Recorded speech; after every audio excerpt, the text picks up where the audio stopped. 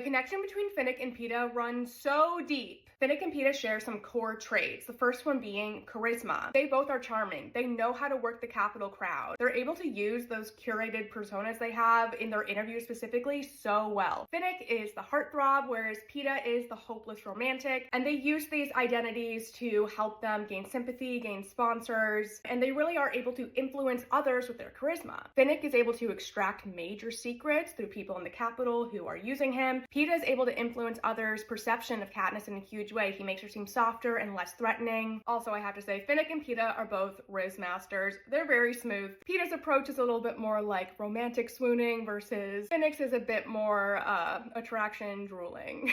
You gotta work with what you got. Second major characteristic they share is their selflessness. They are both fiercely loyal to the people and the causes that they care about. Causes is in the rebel cause. Peeta consistently prioritizes Katniss's safety and well-being over his own. He's willing and actively prepared to die for her at any given moment up until he's hijacked. And Finnick is willing and prepared to die for the rebel cause, which would help everyone being oppressed in Panem. And of course, Finnick is fiercely protective over Annie. It seems pretty clear why Haymitch picked Finnick to be Peeta and Katniss's main ally, aka their bodyguard. Finnick is an extremely skilled fighter and survivalist, and he's very popular with people in the Capitol. Finnick is saving Peeta all over the place in the Quell. He goes to get Peeta safely off his platform since Peeta can't swim. He brings him back to life when he hits the force field. He carries him away from the poison fog. He takes a spear to the leg, protecting Peeta at one point. Very reminiscent of how Peeta was attacked in the leg by Cato, and then also later on by the Mutts, Peeta lost his leg. And both Finnick and Peeta refuse to be pawns in the Capitol's games. They are both playing the games to protect others over themselves. Our selfless kings. Third main characteristic they share is empathy. They're both very gentle and understanding with others, especially their partners, being Katniss and Annie. They support their partners through severe mental trauma and illness. Peeta is Katniss's rock, and Finnick is Annie's anchor. It's extremely rare that Katniss ever feels misunderstood by Peeta or Finnick because they're both very empathetic. They're all survivors of the games, but they do have innate empathy. Comparably to Gale, who's like misunderstanding Katniss all the time, unable to relate to her, but that's another video. Once Peeta is hijacked, his empathy is,